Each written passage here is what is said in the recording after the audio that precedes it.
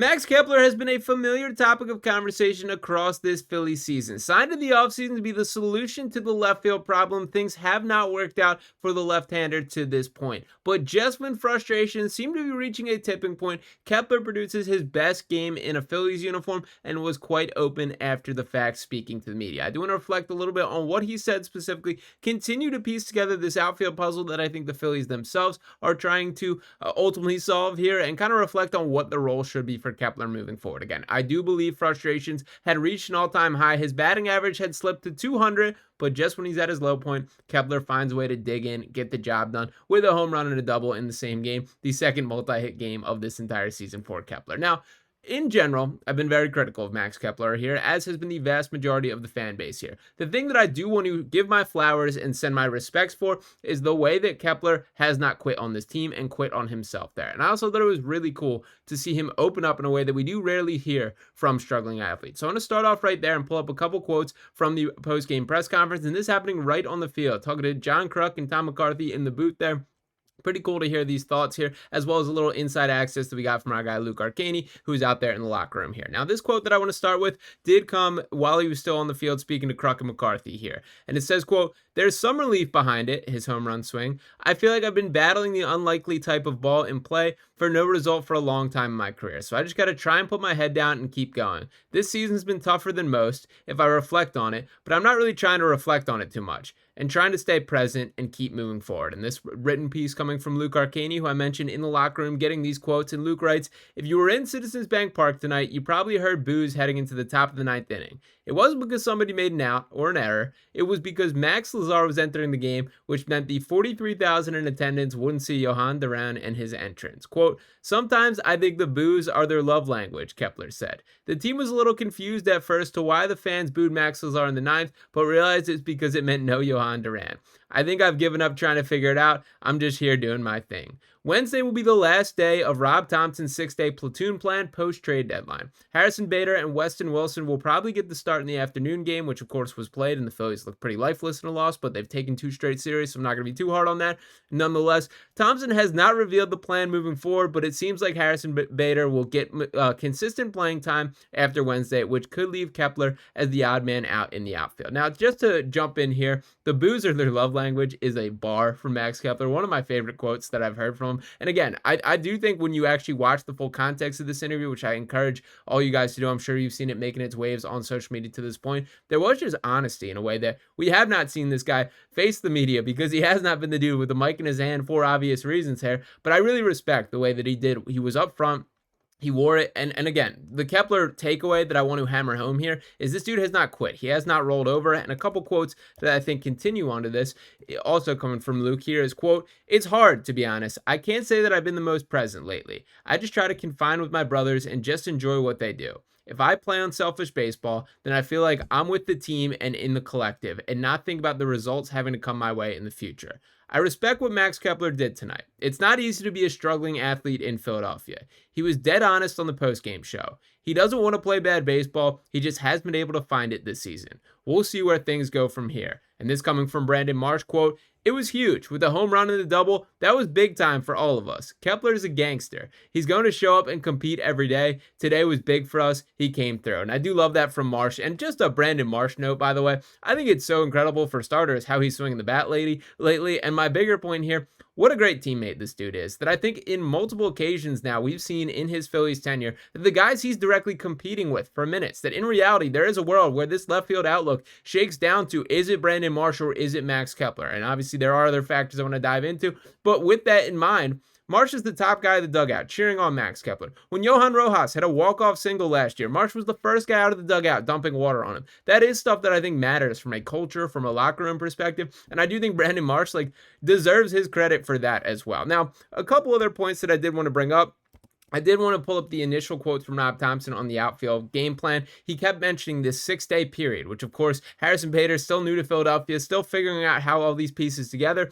And this article coming from The Good Fight writes up, Max Kepler and Brandon Marsh are back in the starting lineup Tuesday against right-handed pitcher Dean Kramer. Rob Thomson said after the trade deadline that the Phillies are sticking with a strict platoon in left and center field until the end of the series against the Baltimore Orioles, with Weston Wilson and Harrison Bader in left and center field respectively against left-handed starting pitchers. Both Wilson and Bader are expected to be back in the lineup for Wednesday's series finale against the Baltimore Orioles, which of course they were there. Wilson and Bader both homered in Monday's 13-3 win over the Orioles, but Thomson said he's sticking with his plan. Quote, "I promised these guys the first 6 days we're just going to platoon," Thomson said. "I know Bader's got good numbers, 3 for 6 with a double against Kramer, but Kepler's 1 for 4 with a home run. That home run came in August 2023 when Kepler was in the midst of one of the best stretches of a career." Kepler struck out as a pinch hitter in his only plate appearance on Monday night. He is hitless in his last 11 at-bats. He will fall below the Mendoza line if he fails to record a base hit in his first at-bat.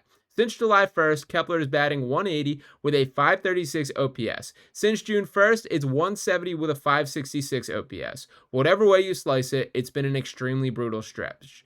Thomson will communicate a new plan with the outfielders following the Orioles series. It could involve Kepler being benched or possibly designated for assignment if the Phillies bring up outfield prospect Justin Crawford. Now, this aspect of things, Luke Arcani is going to be dropping another video on this channel talking a little bit more about the in-depth kind of the sticks and the mindset between what directions they could go from here. Basically, to sum it down, and again, I want Luke to go more in-depth on this. He does have the ear to the locker room in a way to provide some context that I think I simply can't on some of these conversations, and some that sometimes what managers don't say means more than what they do say when they're asked specific questions, and I think this is one of those cases specifically. But more or less, when you do boil it down to it, the options essentially come out. You DFA Max Kepler, designate him for assignment, and then Justin Crawford is the guy that gets the call up. That feels like the decision if you actually want to end the Max Kepler experience. If that is not the case, and again, it was nice to see a little bit of pop, I can still squint and see the vision for what Max Kepler could be and what they envision him to be when signing him. But obviously, it has not worked out to this point. And that does bring us to the conversation here that, of course, I have sympathy for the dude, for fighting through, for struggling. I obviously understand he does not want to play bad in Philadelphia here. And he was quite open about that I want to make a good impression, and that fire is not going to dim down in me at any point here. I'm going to continue to be wanting to play my best, but the fact of the matter is it has not happened to this point. And unfortunately for Max Kepler, is we do live in a results-based world. Now, to reflect on exactly what he's brought to the table this season, 12 home runs, 36 RBIs, a .295 on-base percentage, a .366 slugging percentage there. He's got 64 hits and 71 strikeouts across his 314 at-bats there.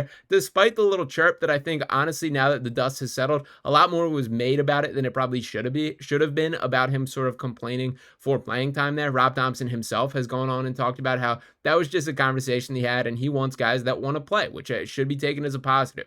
Kepler has buttoned up his bootstraps and competed every single night, even if the production has not been there. And to be fair to Kepler here, there are a lot of underlying metrics that you can dive into and see that he kind of should be better than he has been, that he's hitting them where they are instead of hitting them where they ain't there, that he is getting bat on ball. He is having great exit velocity. 4th on the team, I believe, is the number that I saw today behind just Harper and Schwarber. It just has not gone to the right places there. And again, it is a results-based world that we live in, so those results have to change if the outlook is going to, but they have a more difficult decision than I think they would like to with the outfield from here. And to pull that up specifically here, I did want to pull up the full depth chart of this Phillies outfield. And obviously quite a crowded left field there. Now, center field, the conversation I don't think is going to be that difficult there. I do think Harrison Bader is more or less going to be asked to be the everyday center fielder. Who knows? I could be wrong on that, but that is what I envision things. And just to give these side-by-side for Kepler versus Bader here, not a close contest between the two of them. We all know that they traded for Bader for a reason, because Kepler was not pulling his weight with that particular side of things. But could they pair up? Is that something that makes sense? And then you have the lefty and righty type duo there. But of course, that's the conversation for center field. I do think Bader is the clear leader in the clubhouse. Marsh, I think in an ideal role, is your 4th outfielder there, and I think he's pretty incredible at that type of role there. I think he gets a little overexpanded when he is asked to play every day at the rate that they've really counted on him this year. Obviously, we know Nick Castellanos holding things down in right field, and then left field is where things get interesting. There's Max Kepler, who we just spoke plenty about, Weston Wilson, who I like and I think is a useful player to have in an organization, but not a guy that I think really should be threatening to make the postseason roster, and frankly, would not shock me if he ultimately gets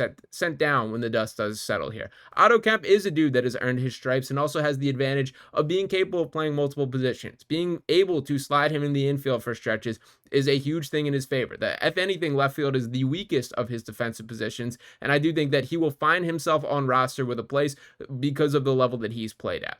Harrison Bader, who we mentioned there, I do think center field is more likely, and it really did stand out to me while it was a frustrating loss to against the Orioles today. You see the instincts on that dude reading a fly ball in a way that is really impressive there. I've seen my guy Colby on Twitter calling him the best feet in baseball, just as far as his immediate reactions there. I'm beginning to see that. So, and then Kyle Schwarber, obviously mentioned in left field. In an ideal world, he is the DH, and I don't expect that to change there, but at least throwing that in the mix here. The Phillies have some decisions to make here. We've been told plenty about this 6-day plan. Well, those 6 days are now up. That this conclusion of the Orioles series was that deadline here.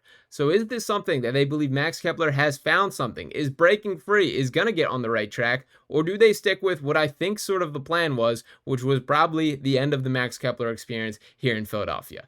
I'm not criticizing the dude. This is not a guy that I think like we should have this direct hatred for. The closest comparison that I think is sort of fair in this situation is last year bringing Whit Merrifield. That Merrifield is a guy that in theory made a lot of sense. He could be your super sub, fill in a bunch of roles, that he was a former all-star, has some pedigree, and the dude just did not play well enough to earn that contract or earn that role. And shout out to Whit, who owned it himself in his retirement post, where he was like, sorry dude that I stunk in Philadelphia, was a direct quote of his in there, which I appreciate. Like, it was self-awareness in the fact that I think is important as an athlete here. Max Kepler is not dogging it. He's not trying to play poorly. It just has not worked out here. But I do wonder how much that recent hot streak, and by hot streak, I mean 1 home run and 1 double there. And I will say, it did dawn on me as I was feeling sympathetic for Max Kepler watching this interview, that a little stat flashed across the screen that said second multi-hit game all season. It's like, dude, we are over 110 games into this season. That is a little tough to look at there. But nonetheless, a lot more questions than answers with the outfield picture as a whole here. I do think we're going to have some notable news, whether it is roster movement, whether it is